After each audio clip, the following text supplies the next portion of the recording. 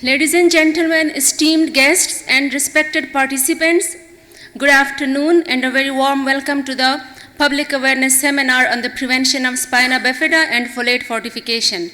We are gathered here in the auditorium of Northwest School of Medicine for this important session.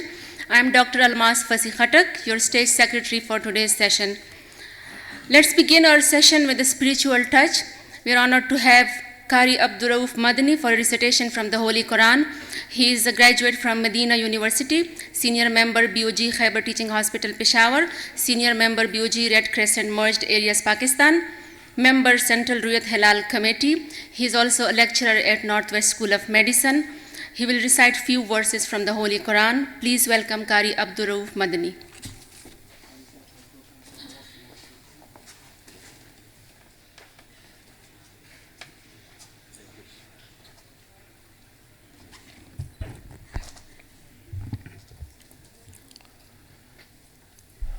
أعوذ بالله من الشيطان الرجيم.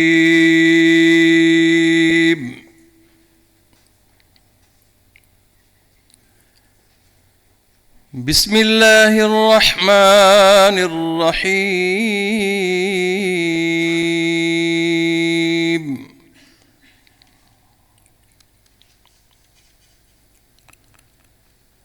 هو الله الذي لا إله إلا هو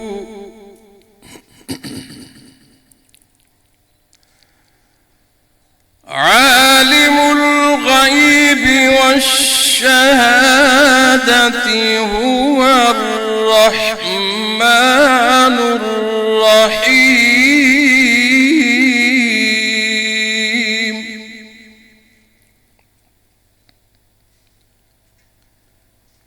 هو الله الذي لا إله إلا هو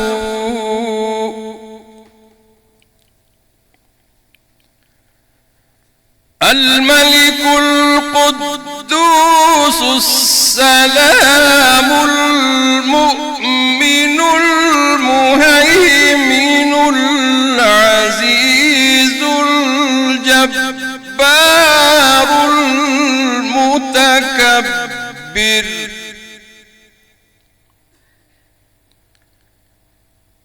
سبحان الله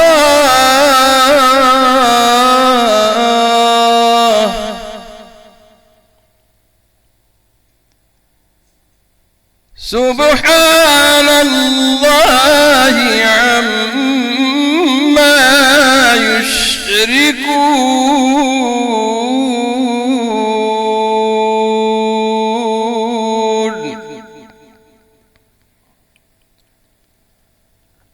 هو الله الخالق البارئ المصور له الأسماء الحسنى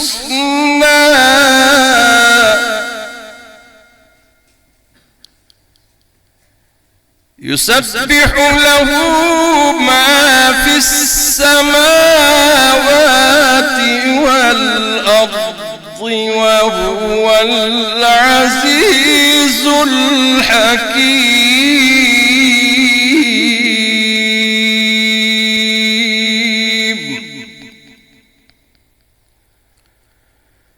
هو الله الخالق البارئ المصور له الأسماء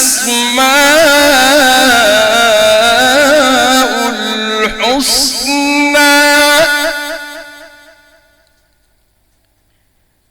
يسبح له ما في السماوات والأرض وهو العزيز الحكيم.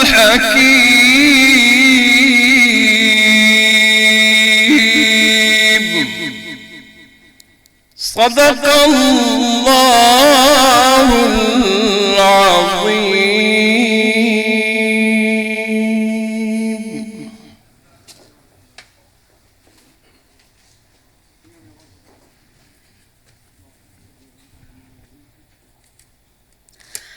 kindly request everyone to please rise for the national anthem.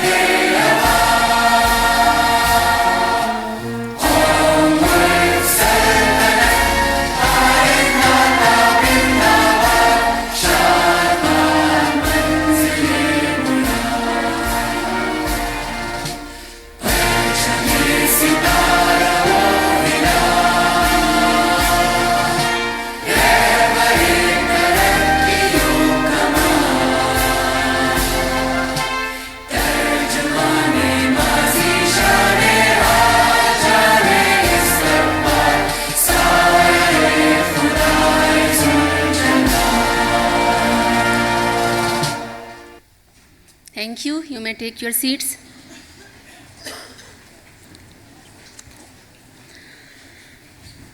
Now, I would like to introduce our esteemed lineup of speakers one by one who will share their expertise and insights on the prevention of spina bifida and the importance of folate fortification.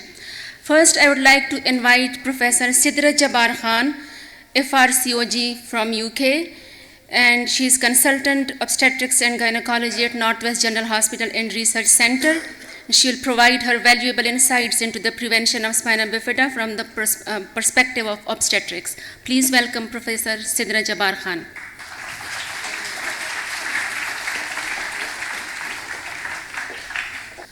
Bismillahirrahmanirrahim. Very good afternoon to our delegates who have come from all parts of the world. My dear students and our faculty members, Assalamu alaikum.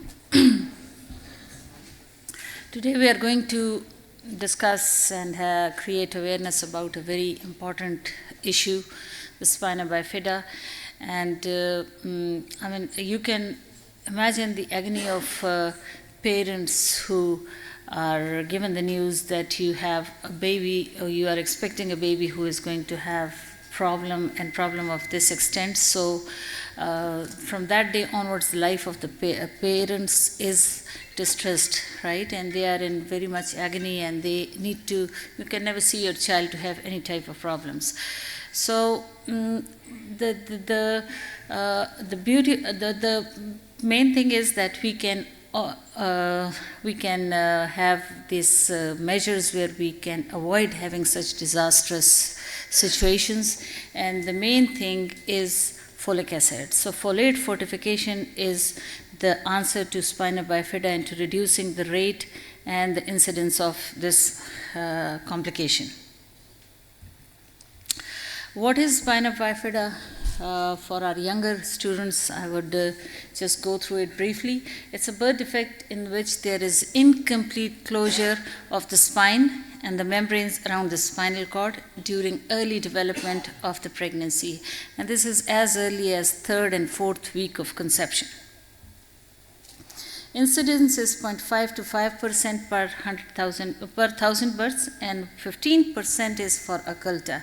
Occulta is one of the types of it, which we are going to discuss now. There are basically three main types of it. The spina bifida occulta, where the bones are a bit widened, but the skin is completely covering over it, and there might be a bit of hair growth on it apparently, or maybe a dimple over the skin there. But basically, the meninges are in place and the nerves are in place, and it's just slight widening of the vertebral space. Then there is the second type is the meningocele, where the meninges protrude through that vertebral defect and can be seen at any level where it develops. Then is the meningomyelocele, where along with the meninges, when the nerves protrude through that defect, so it becomes meningomyelocele. There are many causes of it. Many are unknown, but those postulated are the genetic, environmental, folate deficiency during pregnancy, certain anti-seizure medications, obesity, and poorly controlled diabetes. So how do you know that the child has these problems? The first thing is that if a patient is having good antenatal care and is having antenatal ultrasound, so most of these abnormalities are picked up during the anatomical survey, anatomical ultrasound survey that is done between 18 and 22 weeks of pregnancy, or even earlier if it is done earlier, so it can be picked up even earlier because this abnormality develops very early in the pregnancy. After birth, what can we do? How would you know that this is spina bifida? So there can be some physical problems, neurological problems, and other function defects. So among the physical problems are the leg weakness, orthopedic abnormalities like clubfoot, hip dislocation or scoliosis, bladder and bowel control problems, and poor kidney function with repeated urinary tract infections. There can be some pressure sores and skin irritation, abnormal eye movement. Then among the neurological problems, there can be Arnold Chiari's 2 malformations, hydrocephalus, abnormal development of corpus callosum in 70 to 90% of patients, or cortex abnormalities may be present in some cases. So other executive functions can be affected, which depends upon the area involved. It may include planning, organizing, initiating, and working memory, problem-solving abstractions. Then academic skills are also affected. Individuals with spina bifida may struggle academically, especially in the subjects of mathematics and reading. And learning disabilities are also noted in such patients. So how do we screen? The main thing, as I mentioned, is the ultrasound that we do, anatomical ultrasound, and if it indicates that there is some problem, there is suspicion, so then we check the alpha-fetoproteins as well, the levels in the maternal blood. And to confirm that, this can be checked in the maternal serum, or if you take the amniotic fluid out, the amniocentesis, when that is done, so it can be checked in that fluid as well. Now coming to the treatment. The main thing is that there is no cure for the nerve damage that is caused by the spina bifida. And since there is no cure for it, so the main stress is on prevention of the disease. Because if a patient is born with it, so we have very little options. Standard treatment for rest of the patients is surgery. But surgery would be for whatever problem they present with, it will be for that. And the treatment aims to prevent further damage, to prevent further damage, to reduce it and damage of the nervous tissue, and to prevent infections. That's the main object of your treatment. And in the management of such patients, there is a team of different specialties that will be involved. It's not just the obstetrician before the birth and the neurosurgeon after the birth. It will be orthopedic surgeon, physical medicine and rehabilitation physician, neurologist, urologist, ophthalmologist, and so on, depending upon whatever the need of the patient is. So, involvement of different specialties is seen. Now, since we know that there is no treatment once the nerve involvement occurs, so the main focus would be on prevention of the disease. Prevention is with dietary supplementation of folic acid, and this has been shown to be helpful in reducing the incidence of spina bifida. And sources of this folic acid are whole grains, fortified breakfast cereals, dried beans, leafy vegetables, fruits, and of course folic acid tablet in the tablet form. So much work has been done on this prevention of spina bifida, and we've got so many papers on it where the main stress is on prevention. The main stress of prevention is on folic acid, folate fortification. In Pakistan and other low to middle income countries, while providing the health care, the main concern is the finances. Most of the countries, they do not provide full medical care to the patients, and patients themselves are supposed to pay for their medical bills. Very luckily, folic acid tablets are very cheap.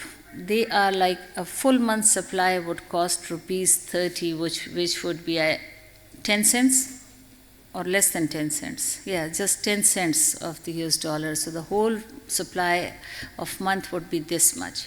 And if you are going for prevention, if you increase to the TDS dose, so say 30 cents per month. So I mean that is affordable for many of our patients, and this thing starts with the awareness. You need to know that you have to give this to your patients, and the other thing is that the patients are willing to come for the antenatal and especially prenatal checkups.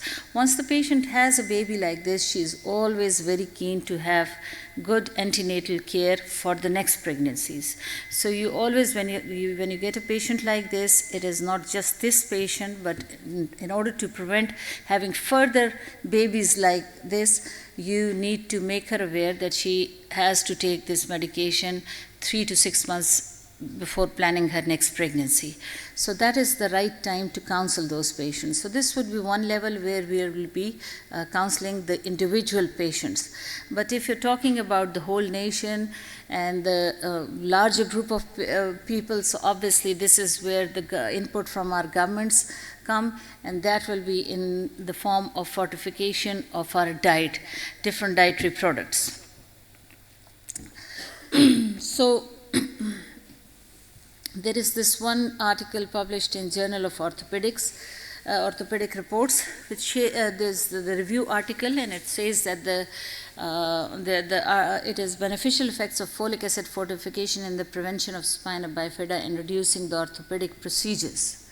So obviously, when the patient, when a baby doesn't have the spina bifida, so the risk of the orthopedic problems won't be there, and this is again, there's another study where food fortification with folic acid for prevention of spina bifida and encephaly. So the conclusion in this is that it is stressed again and again that the dietary products need to be fortified with folic acid. Global update on folic acid preventable spina bifida and NNCAF. Then we have the Journal Pre-Proof, which is the Journal of Pediatrics, and here you can see that here you can see the line. Right. Here you can see the line from on that side of the line. The number of cases were quite high, but once the folate fortification was started, so the numbers have reduced down. All the occulta, the meningocele and the myelocele, all cases have come down. So once the folate fortification was done. This is for the childbearing women, the folic acid supplementations is that we discussed, so that sort of a thing. And whatever studies you pick up for the spina bifida, the main stress is on prevention. Prevention is the main goal where you would where we focus, and this would be by providing good antenatal care. But of course, for that they have to have good awareness regarding these problems and many other problems that they can have during pregnancy.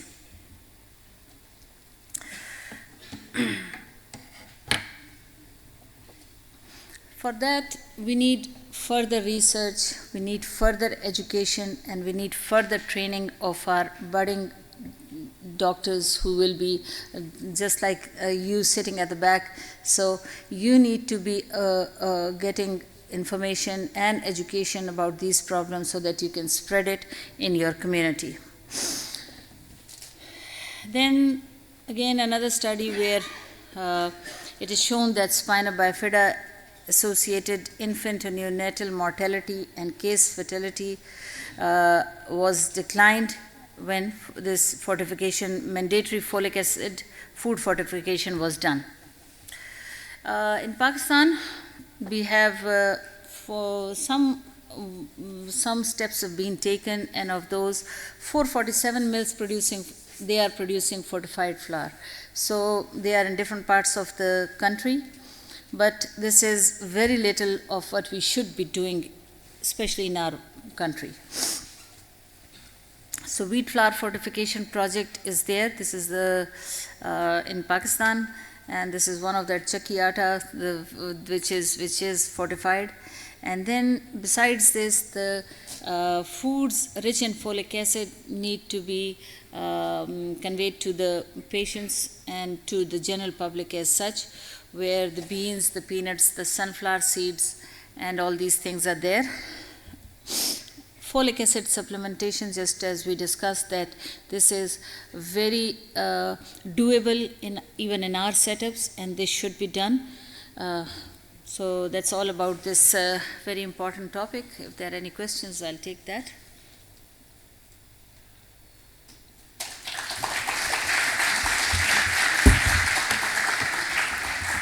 Thank you.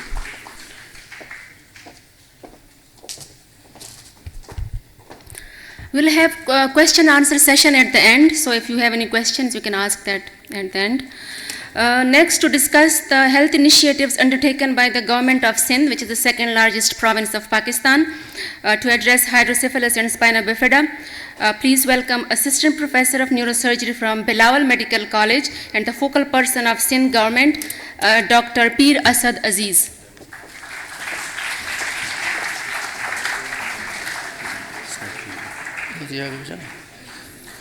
Bismillahirrahmanirrahim. So, health initiatives from the government of Sindh regarding hydrocephalus and spina bifida. So, how it started, the background was when COVID occurred, all the facilities were blocked. People of the province, and as we know that the spina bifida, most of time it occurs in those areas where there is poverty, and with poverty it has a relation. So in Sindh there is a desert, Thar, and Thar is very difficult. It's very difficult for the people of Thar to reach to the main cities. I work in Hyderabad, around 280, 300 kilometers from that region, Thar.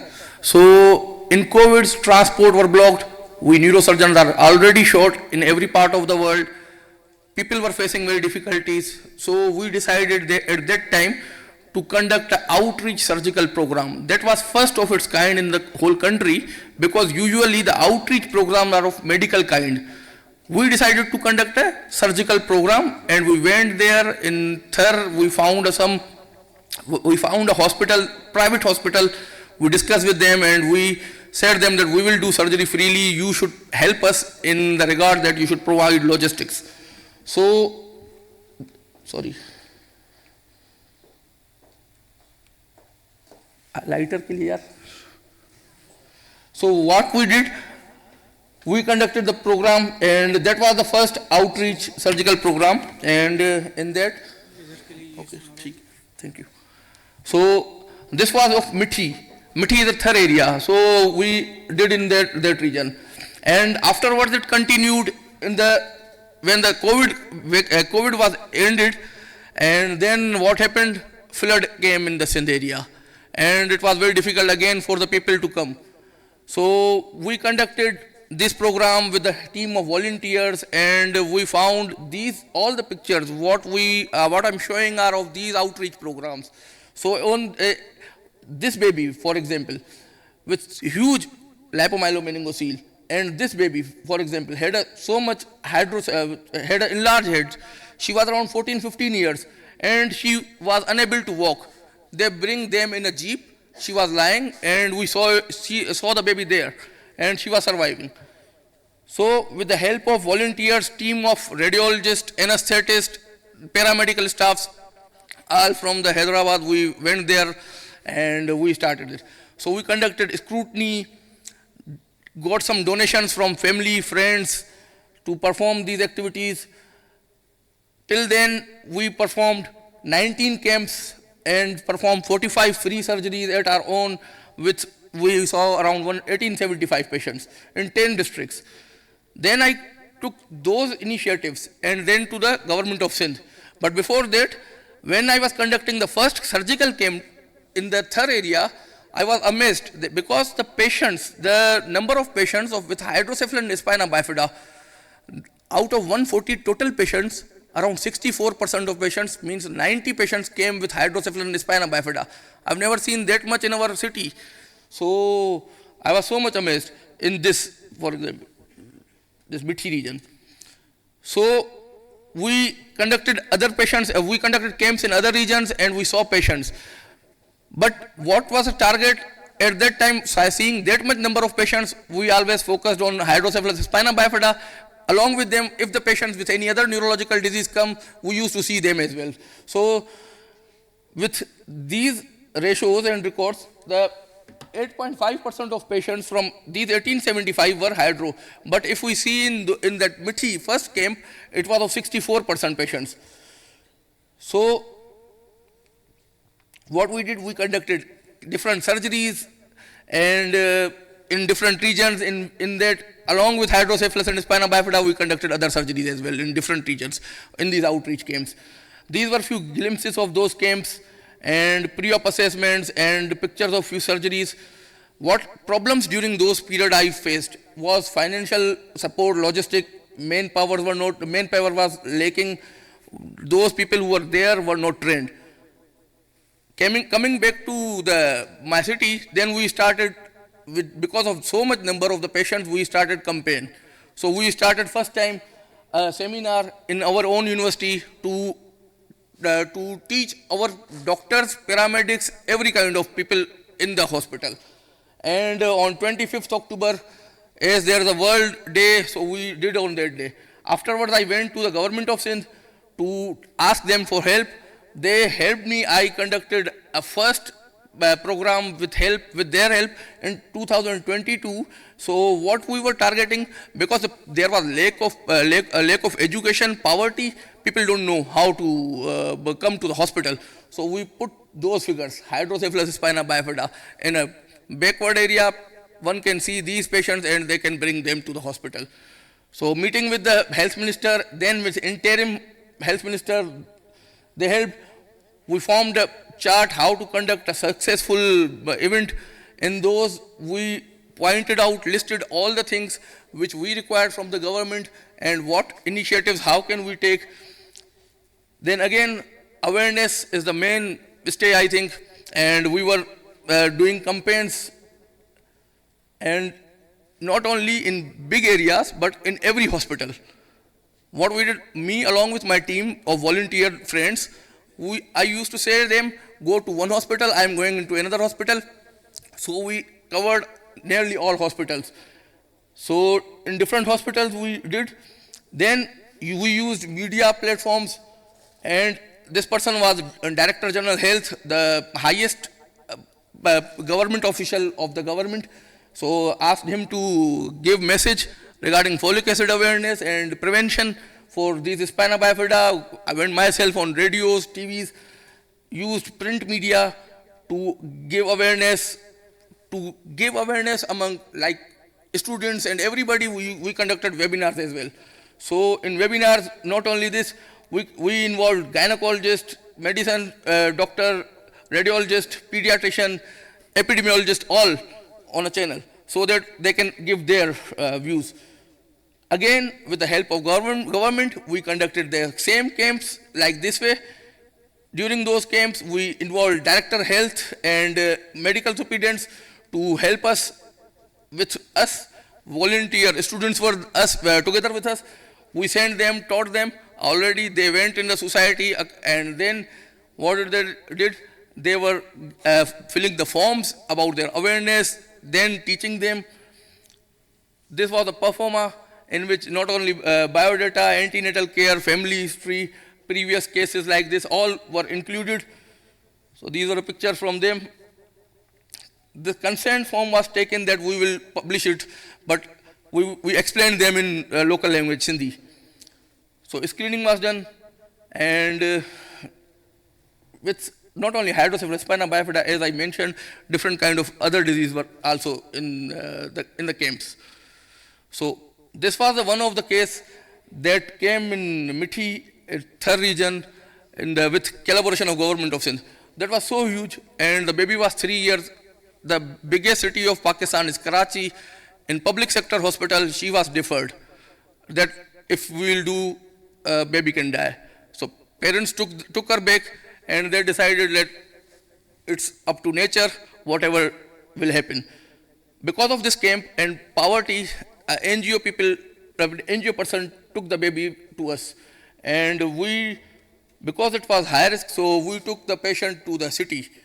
But before it, I again went to government of Sindh, and I asked help from them to give us rescue 1122 vehicles, along with them pediatric ventilators, anesthesia machines, to conduct those in the government sector hospital cases which I can perform over there. So we conducted spina bifida cases, encephaloceles in those regions, third region, but this patient was taken back to the Hyderabad because of its complications. And alhamdulillah, we operated. That was so huge. It was of 9 kg, and the baby was overall 15 kg. And around 5 liters of fluid was there inside it. So this was the baby greeting on Eid, last Eid. So these were the few beneficiaries of those camps, which outreach health initiatives which we were conducting with the government. Along with this, the bill from the Sindh government is already passed in 2021 regarding folate fortification. So hopefully this would be, as the previous speaker told us, that there are few areas where the meals are floor and meal are being made with fortification, but hopefully now, inshallah, with this government, it will be all. And this was published in Nutritional International. What future prospects we see? We see that formation of spina bifida hydrocephalus society, journal, annual camps should be done in like those areas, pseudo-endemic areas. And we are conducting them. We are conducting collaboration with government of Sindh for our financial support, where we can do these camps. And I think Professor Tariq Khan is there, and he is a senior person in the Pakistan Society of Neurosurgery. So we should involve young neurosurgeons, because young neurosurgeons are capable of doing these. If they cannot do every kind of surgery, but these case surgeries, they are trained for them. So they can do it in different areas. So young neurosurgeons should be taken on board, and they should be charged that you should go and perform these kind of things in different areas, difficult areas. If you find a complicated case, bring them back to the city. And the gap should be decreased by this way. Neurosurgeons and disease burden, the gap between these should be decreased in this manner, because someone has to go there and do these things. And everyone should take his or her initiative and go there. This was my team, and in them, those participated in different surgeries and all, and few of them are now consultants and few are PGs, different radiologists. Thank you. Jazakallah. Any question?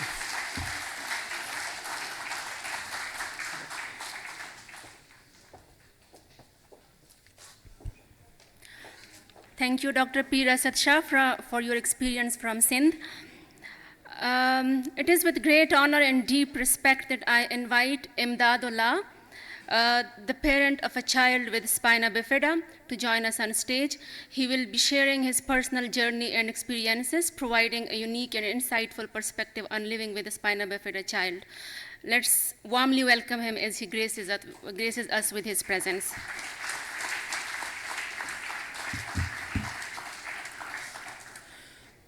In the name of Almighty Allah, who is entirely merciful and entirely compassionate, I am proud of each and every one of you to be here today at Northeast School of Medicine. First of all, I want to thank to the professor of Northwest General Hospital. One of my brothers, he got married to his cousin a year ago. May Allah bless him with an angel. The baby was born through a C-section at a local hospital. The doctor told us that there was a swelling on the baby's back. Hearing this news, we became very worried, and all our family members were upset. We all started thinking that maybe the baby wouldn't survive. The doctor advised us to take the baby to the tertiary care hospital for a proper management. In the tertiary hospital, the doctor gave us a month time. During this time, the problem on the baby's back got worse. Swelling was increasing and people started talking about it. Some said this baby is so delicate and might not survive the operation, or her legs might become weak. With this dilemma, we went for a checkup with the doctor. After the checkup, the doctor informed us in detail about the disease and its treatment. Finally, we decided to operate. During the operation, the baby's mother was crying, fearing that our baby might not make it, and she also fell into the depression and anxiety. After the operation, when the baby was shifted to the nursery, she was fine and was moving all the limbs. We were happy, and 3 days later, we were discharged from the hospital. All our family members were very relieved. Now his daughter is 6 months old, and alhamdulillah, she is completely fine. There are no weakness or problems. We regularly take her and her mother for checkup to make sure there are no issues in the future. From this event, he and his wife and my whole family came to know about Spina Bifida. Spina Bifida is a disease that occurs in babies during pregnancy. It is caused by a deficiency of certain vitamins. If this vitamins is low in the mother blood, the disease affects the baby. That's why it's a duty of everyone to make sure to get their pregnant wife treated by a specialized doctor, so that no one else go through the pain that his little angel, he and his wife, gone through. Thank you so much.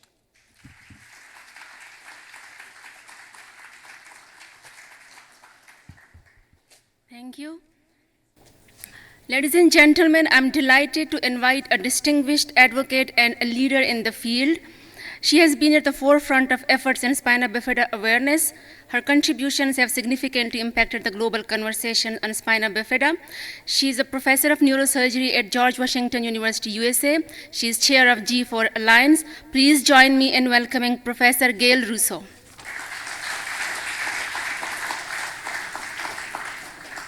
What an honor and pleasure to be here with all of you today. And thank you again to my dear friend Tariq Khan for the opportunity to be here with you.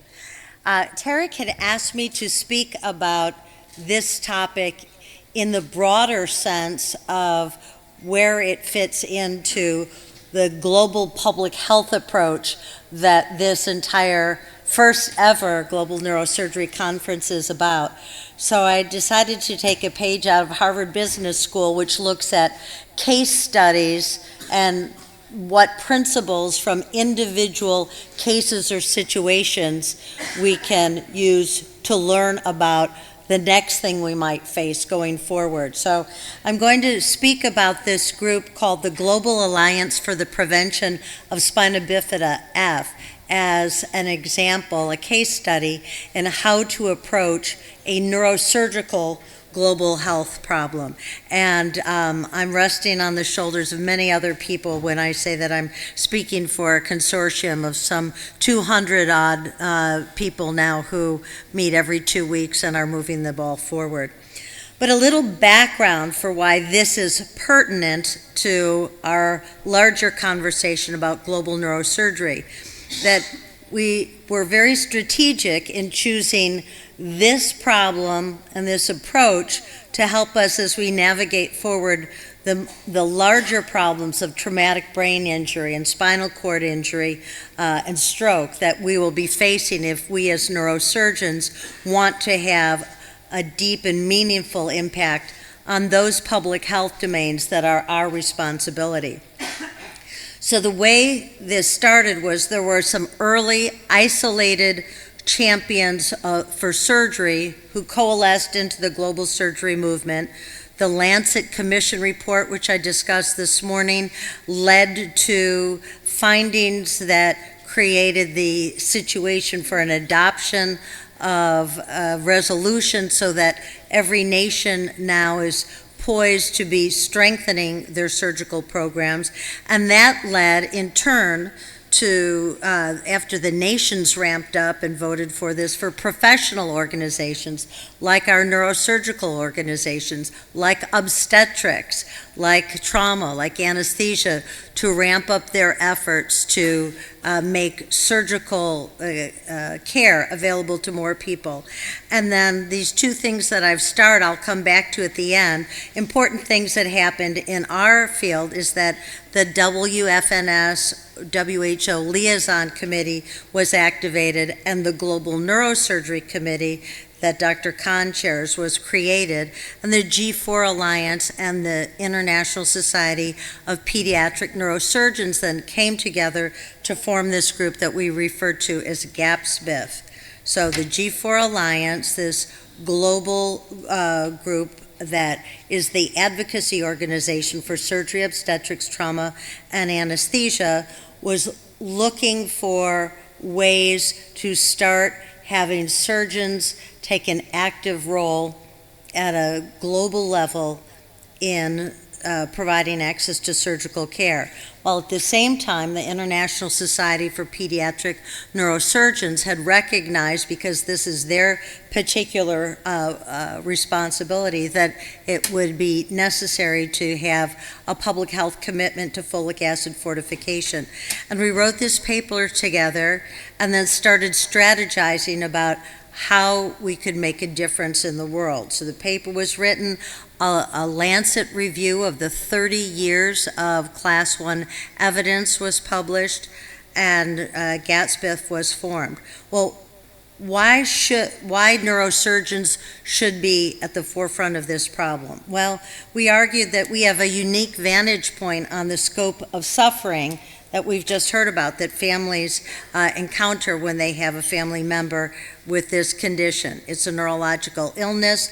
There are a number of other issues related to it that are urologic and orthopedic that lent themselves to neurosurgeons leading the way, but creating a community. And we provide care across the lifespan, which of course these patients need. There's rehabilitation and other and psychosocial aspects to this condition. We also studied the neurosurgery workforce, and because these patients are unfortunate and require often multiple operations over a lifetime, that in some pediatric neurosurgical practices, as much as 30% of the pediatric neurosurgeon's time was spent taking care of just this one condition. We know that there needs to be an increased role for neurosurgeons in the global public health, and we argued too that neurosurgeons have some unique qualities of energy, grit, and perseverance that were set to be the first to tackle an issue like this. And then we were coming into the pandemic where there was a lot of talk about vaccines and how important prevention was. And we've all just been through COVID and the benefits of vaccines to reducing the morbidity and mortality of that condition. But if you look at cost effectiveness, folic acid fortification is much more cost effective than even the proven benefits of a vaccine. So fortification, for every dollar spent, saves a country $27 in healthcare costs and lost productivity. So we started to refer to folic acid fortification in the general diet as a quote-unquote vaccine to be able to prevent spina bifida. And it was a lost opportunity, just like not having a vaccine for COVID was a lost opportunity, and why it mobilized our pharma industry so rapidly, because it could be seen to be so beneficial. So there was all this preventable disease, and yet we had 30 years of class 1 data that showed that we had a readily available solution. So GAPSmith was started and wrote papers and monographs that brought this problem to the attention of other medical and surgical disciplines. Then we sought, and this was key, we started to seek the support of other collaborators, other stakeholders who were not in the medical community. So these would be people who were nutritionists and millers, for example. So creating a very broad tent for this initiative. So we had collegial stakeholders, we created a nurturing environment so that physicians and non-physicians were working in equity and mutual respect together, and then we built on the broad spectrum of people who were part of this coalition to actually write a resolution for the World Health Organization so that every country would have the opportunity to get involved. And finally, we looked at very large nonprofits like the Rotary Club International for help with this. So one of the products that we produced for people who were part of this growing effort in Big Tent was a slide deck so that we could have socialization of the knowledge that you've gotten today that was shared with every specialty and with the general public. I won't go through all those slides, but then we had opportunities for people to have access to informatics and to these kind of scanning rubrics so that it was easy to get access to information. Just a couple more slides that were in the slide deck. We worked with groups like PUSH that had already started to characterize the levels of spina bifida in every country around the world. And then we finally started to gather support for this resolution. And someone who's going to follow me next here, Kemal Ghotme, was very important, pediatric neurosurgeon, PhD in translational medicine, and Kemal really was able to break into the Ministry of Health of his own country of Colombia, which became the first nation to champion this resolution at the World Health Assembly, bringing on several others and leading to the passage of the resolution in May of last year. And he'll tell you more about it and about the way that coalition was built. So why do we talk about that specific issue? It's important. It involves up to 300,000 births of infants with spina bifida every year, but that's nowhere near the huge numbers, the tens of millions of traumatic brain injuries, for example, for which we're also responsible. Well, I'm coming back here in the conclusion to those things those initiatives that the global neurosurgery community activated early on. The WHO Liaison Committee, chaired by Walt Johnson, the Global Neurosurgery Committee, chaired by Tariq Khan, and the G4 Alliance, which is the home for global surgery, and this International Society of Pediatric Neurosurgeons that formed a network that was a broad group of stakeholders who were able to make change happen. So we have great energy that has been sustained and have built a practical knowledge base since 2015, when the resolution strengthening emergency and essential surgery was adopted by the WHO. We now have an opportunity to embrace this new progress, which up to this point in time, we had not had efficacy of efforts in the public health domain of neurosurgeons, but we do now.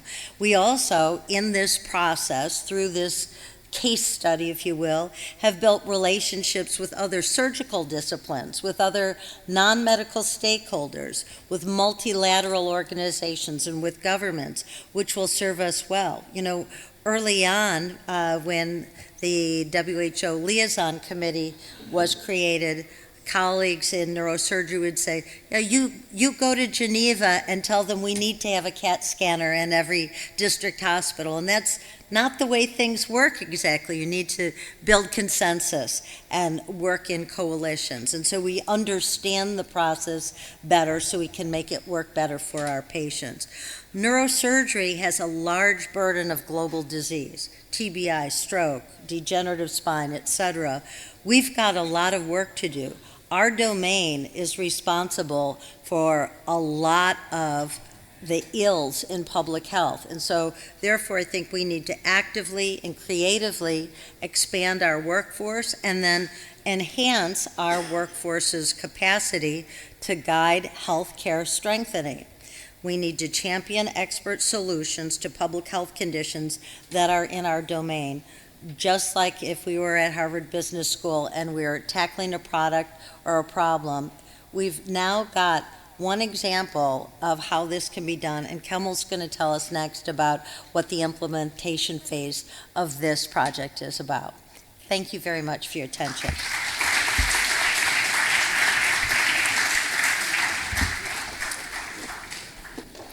Thank you, Professor Rosseau, for that wonderful experience. Next, I would like to invite Professor Kemal Ghotme. He's Associate Professor at the University of La Sabana in Colombia, South America. He will be sharing his insights into the importance of folate fortification in the prevention of spina bifida. Please welcome Professor Kemal Ghotme. Bismillah ar-Rahman ar-Rahim. Assalamu alaikum. Good afternoon, everyone, and it's a pleasure to be here. Thank you, Dr. Khan, for the honor to be in this beautiful country, exchanging knowledge about how to prevent spina bifida and neural tube defects. This is our agenda for today. We're gonna discuss the steps that led us to the first resolution to prevent neural tube defects in a large-scale policy, and what are the next steps to achieve that. I want to tell you Francisco's story. He is a baby boy born in Colombia with a large myelomeningocele in the lumbar region. Nowadays, we can operate this in the fetal stage when the patients go or present in a timely fashion. It was not the case of Francisco's mom because she arrived very late in the third trimester, so he was not a candidate for in utero correction of the myelomeningocele. So he went to a successful surgery in 24 hours after birth, and it was a successful closure. But even though this was an impeccable surgery, he will face many problems throughout his life. He can have hydrocephalus, Chiari malformation, scoliosis, kyphosis, tethered cord, limb deformities, neurogenic bladder or bowel, and walking disabilities. And he will go to the hospital many times for multiple interventions due to complications or new problems related to his condition. And as Dr. Jabbar masterfully explained, he will also face throughout his life many psychosocial problems like being dependent on others for the basic functions or having a long-term disability. In the world, 3 of every 1,000 babies are born with a neural tube defects, and that goes from spina bifida occulta to anencephaly or craniorachis, which are lethal conditions. But that's just the tip of the iceberg. As you can see here, the living births are almost 186,000 babies per year worldwide. But we know that there are many more cases because misclassified neonatal deaths are attributed to a neural tube defect. Stillbirths, 30 to almost 80,000 per year. In many countries, when a family or a woman realizes that their baby has a neural tube defect, they opt for elective termination. Only in Europe, 60,000 pregnancies are terminated due to the diagnosis of spina bifida or another neural tube defects. And also early fetal losses, which are undetermined or they are attributed to other causes. So as you can see here, the dimension of the problem is enormous. The good news is that neural tube defects are preventable, and we can use diet diversification on the individual level. In the clinical practice level, we can use folic acid supplementation, And in the public health level, we can use large-scale food fortification. These are not mutually exclusive interventions. Quite the opposite. They are complementary, and we should continue working on the three levels of strategies for prevention. But only mandatory food fortification is the most effective public health intervention, and we've known that for more than 3 decades.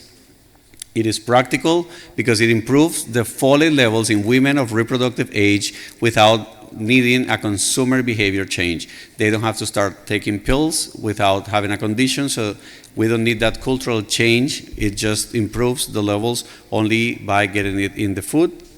It is safe because there are no risks associated to the concentrations that we use for food fortification. It is feasible because countries already have the infrastructure for the milling industry or the food industry, so they don't have to make great investments in facilities or infrastructure. They just had to add the premix with micronutrients to the food product.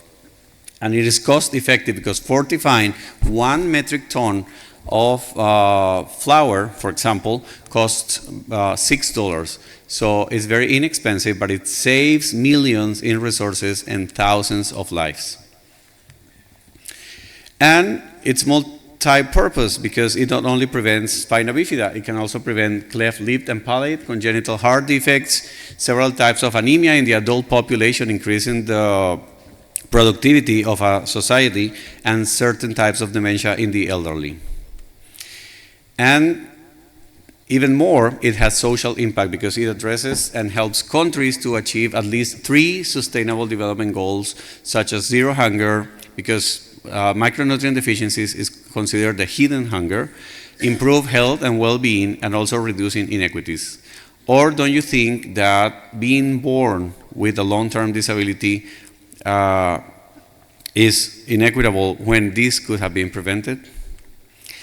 The good news is that in the world, almost 62,000 babies are protected from being born with a neural tooth defect. The bad news is that it's less than a quarter that we could prevent. And why is that? Because in the world, only 92 countries, less than a half, have implemented fortification policies. And of those, only 63 include folic acid in their fortification standards. And one of our research led to these findings. What were the barriers and facilitators for food fortification? The main barrier is that policymakers, those who make the decisions, simply do not know. They don't know that this is a public health problem, and they don't know that it's in their hands to take action to change this. And what were the facilitators? Very important. Partnership between academia, universities, and the public sector, and also the role of neurosurgeons as leaders and advocates to translate this knowledge to policymakers. So we designed a knowledge transfer toolkit to close that gap. It's called the Neuroadvocacy Toolkit, and it was designed for knowledge brokers, which is neurosurgeons, to talk to their policymakers in their own countries to convey this message in a digestible way so they can understand it and take action with it. The core components were a pitch deck, an infographic fact sheet, an evidence brief, and an executive summary of successful legislation. But it's not only the materials, also the strategy on how to convey that, making an effective pitch presentation. So this was introduced to key opinion leaders in Latin America, 20 countries, with participation of 100% of the neurosurgical societies. And we selected 30 opinion leaders that were experts, leaders, advocates, and with lobbying abilities to present this to their ministers of health. And of course, I started with my own country, Colombia, in South America. And the Ministry of Health already started the process to update the current legislation and to cover and scale up the fortification of staple food. But then, after the birth of Gatsby, with Dr. Gail Rosseau, who also happened to be part of my doctoral dissertation committee, we came with the idea of taking this to the next level. And since Colombia was a member state of the executive board of WHO, it was sponsored and presented to the 194 member states.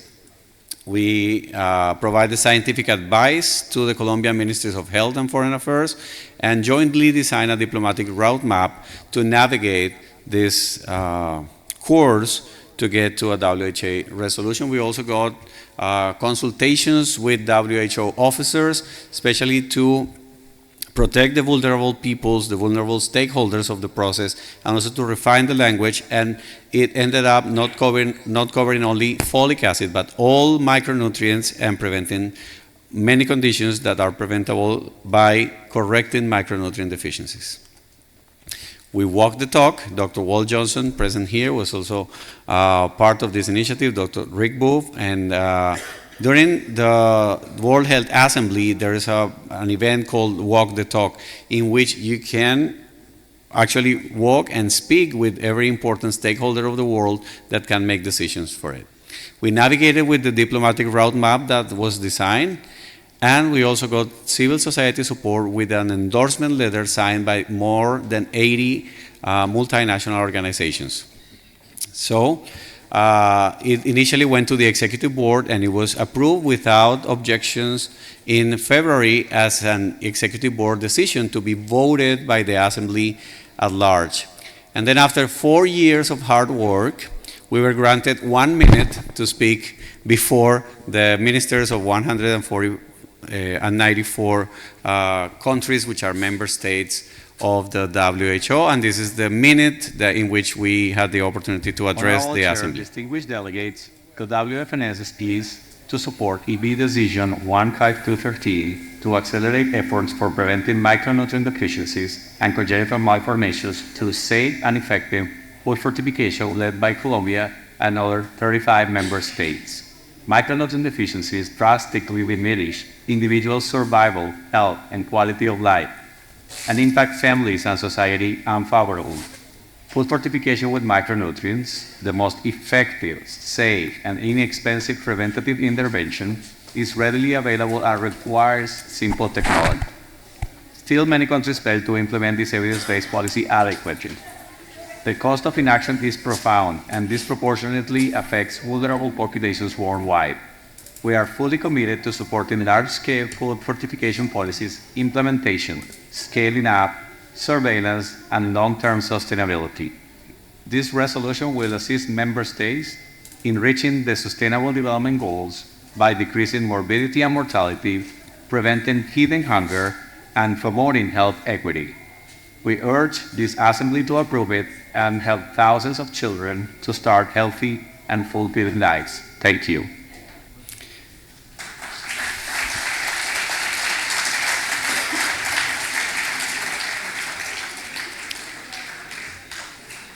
Thanks. So after that, all member states provided statements in support of the resolution. There were no objections. And can we go back to the slides, please? And this is the exact moment when the Assembly at large was voting the resolution. We will now look at the draft resolution entitled Accelerating Activities to Put an End or Reduce Micronutrient Shortages and Their Shortfalls, which includes spina bifida and other effects on the neural tube via proper enrichment of food, as recommended by the EB in its decision EB 152-13, which is in document 152/2023/Rec/1. Is the committee in a position to approve the draft resolution in decision 152-13?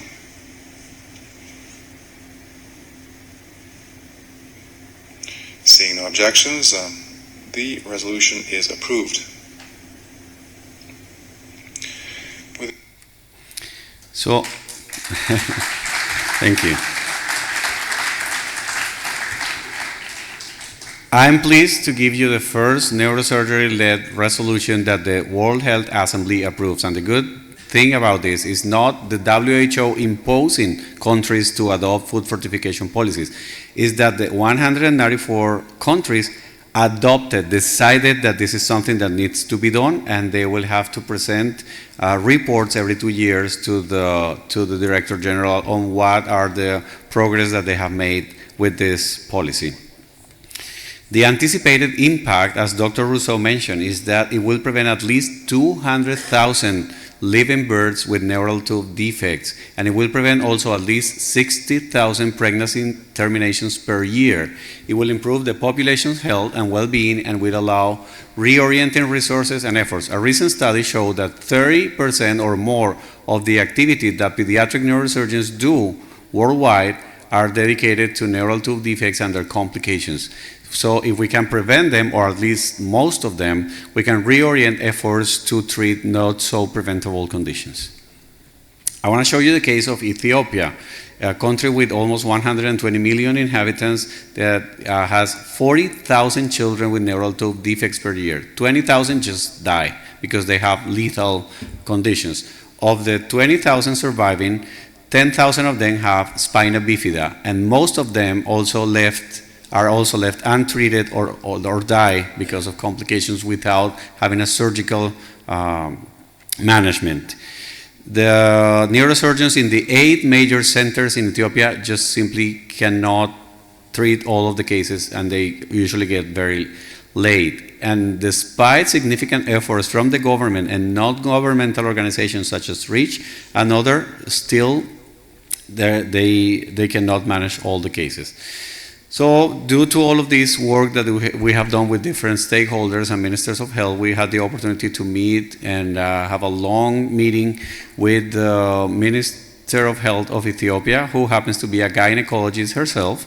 And she and her team understood this immediately, and this was the final impulse they needed, because they were working in different initiatives to implement food fortification, but they just needed this impulse to promulgate a law that was promulgated at the end of 2022, and in 2023 they started to implement it, and the mathematical models estimate that they will have 8,000 cases less per year. So from the 2,000 cases, now they are able to treat them in the 8 tertiary care hospitals that they have in Ethiopia. So this shows the dimension of this preventative measure. So what's next? Having the resolution is not the end of the process, it's just the beginning.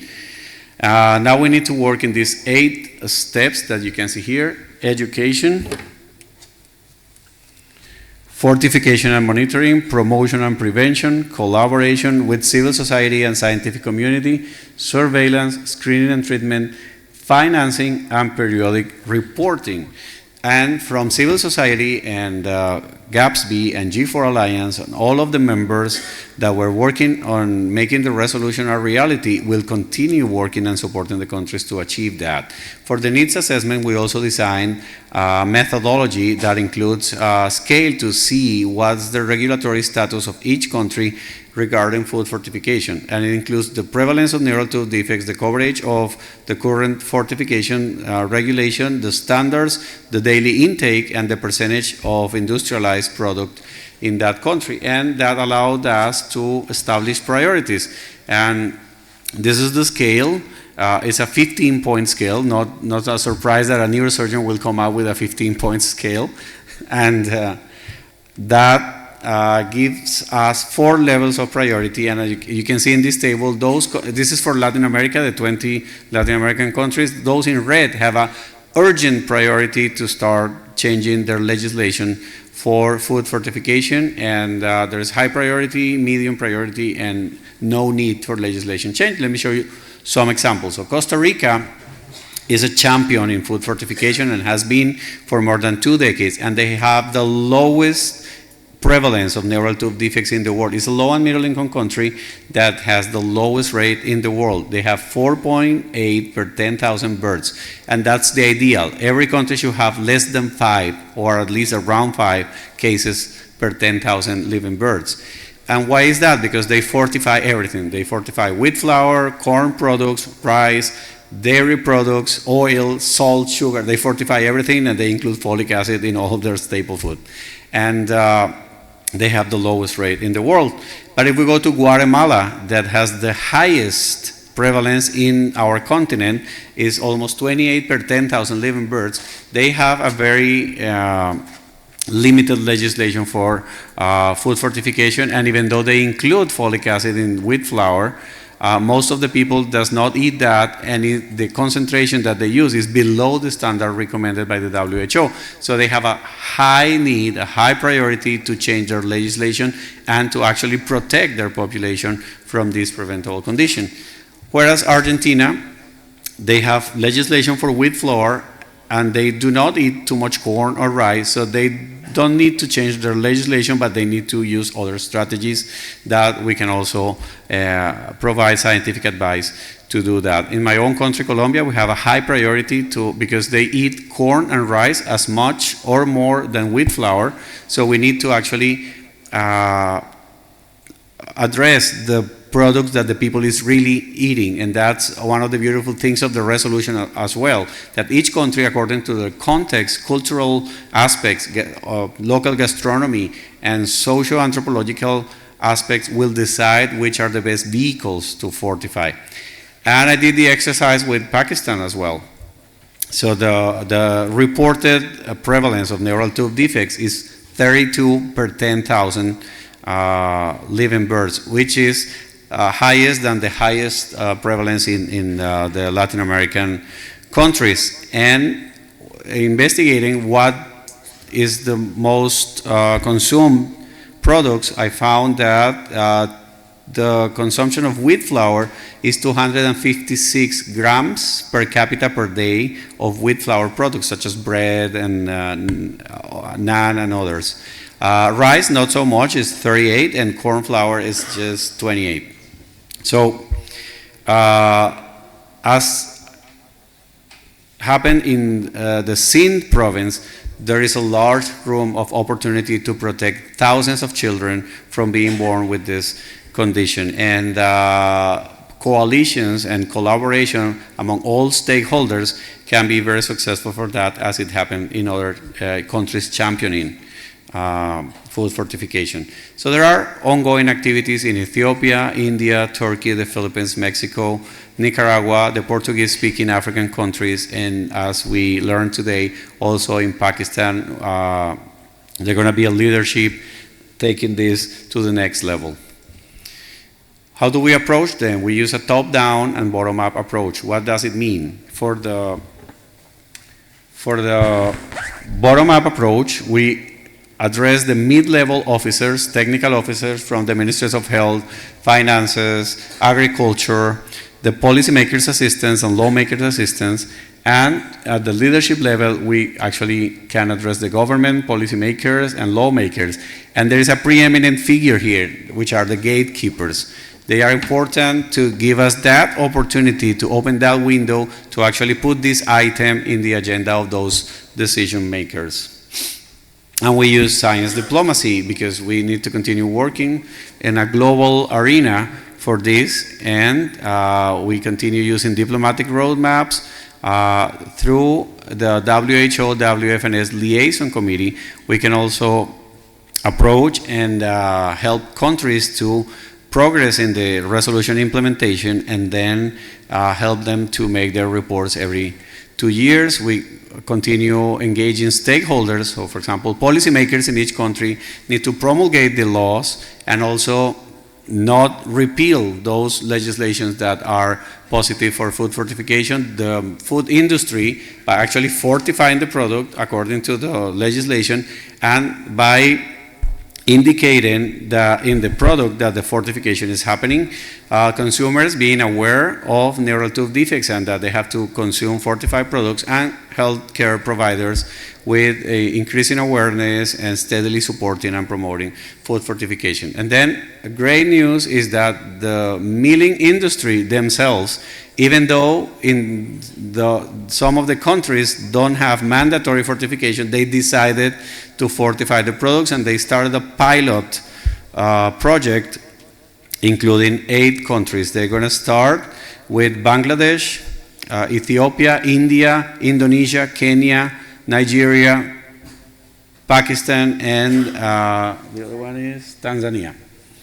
So the milling industry, even if there isn't a law in the province or a country law saying that fortifying is mandatory, they decided to fortify their products because they realize that it's very inexpensive and it's their social responsibility to improve the population's health. So we continue working in the global arena with all of the possible stakeholders, and we actually have ongoing conversations with the World Bank to finance, especially low and middle income countries, to implement the policy. Fortifying itself is not expensive, but the resources are needed for implementation and for registries and surveillance and to measure the health outcomes of this facility. So as closing remarks, advocating for primary prevention by no means imply that we're going to stop the care that we provide to individuals already living with neural tube defects. They need quality, humane, and person-centered care, and we will continue providing that. Quite the opposite. Individuals like Francisco or like Imdadullah, that we knew his story today, inspire us to expand the horizons for innovative way of incorporating meaning to our careers. And the ultimate goal is saving thousands of children from being born with a devastating but preventable condition by promoting a healthy and fulfilling start of their lives. I want to thank you, and I'm also happy to answer any question. And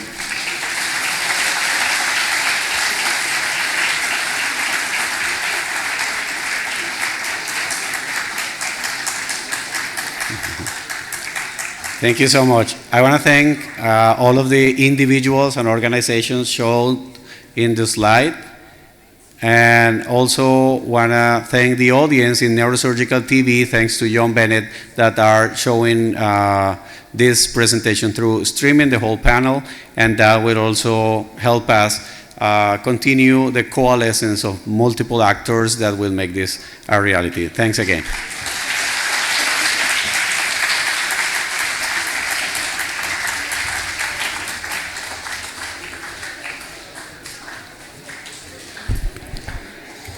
Thank you, Professor Ghotme. That was a wonderful presentation. Do we have any questions from the audience?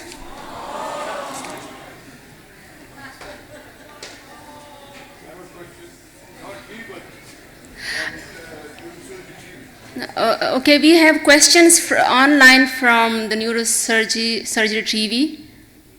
Thank you. So there's one question from, as you said, we're live streaming. We were live streaming this morning as well. We're live streaming again, thanks to Neurosurgery TV, John Bennett and Nurul Huda. And the question, I don't know if you can answer it or not, is from Harun Rashid Khatri, who has done a thesis on the related topic. A study conducted in our setup in a renowned government hospital with neurosurgery unit revealed comparable folate levels in the affected mothers and controls. Does it mean there are some other factors causing spina bifida in our setup and it isn't caused by folic acid deficiency?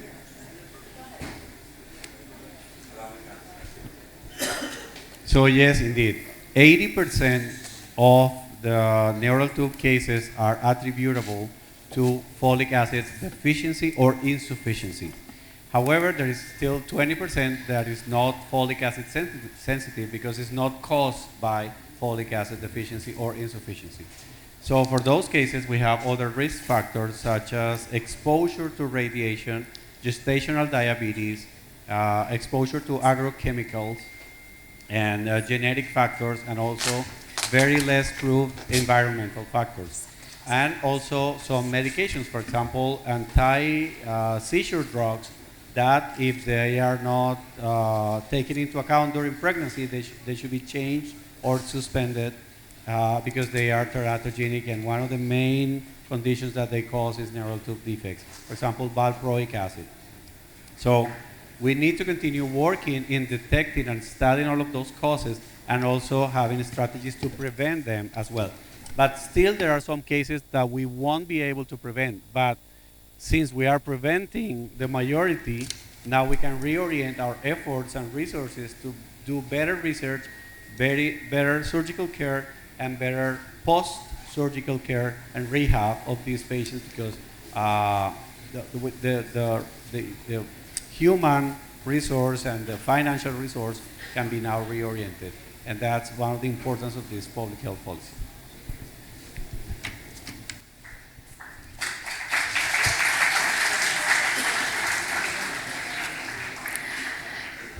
To conclude the seminar with his closing remarks, I would like to invite Professor Tariq Khan on stage, please.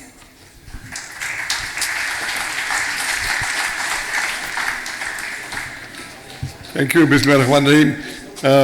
I must thank all the speakers here today, this evening, for their real enlightening talks for the public awareness. This plan has been going on for a couple of years now, and we've been requesting that we're going to do this session. In the meantime, we made this Global Surgery Directorate in the Northwest School of Medicine. And the first project which we are going to start working on, some we've already done, but this particular project, we've already found international collaborators, and we found Pir Asad from Sindh government as well. So we're going to combine all these efforts and push for folate fortification, as you said, through a combined effort, and use top to bottom and bottom to up approach to try and make sure that our babies born can be prevented from having spina bifida by folate fortification. Thank you so much. Thank you, everybody.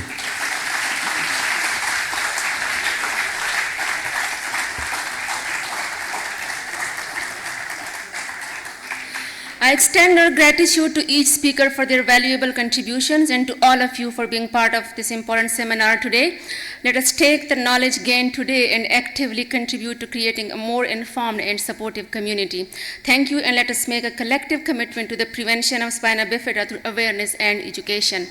I would like to request all the international guests to please come forward for a group photo on the stage, along with the speakers, of course.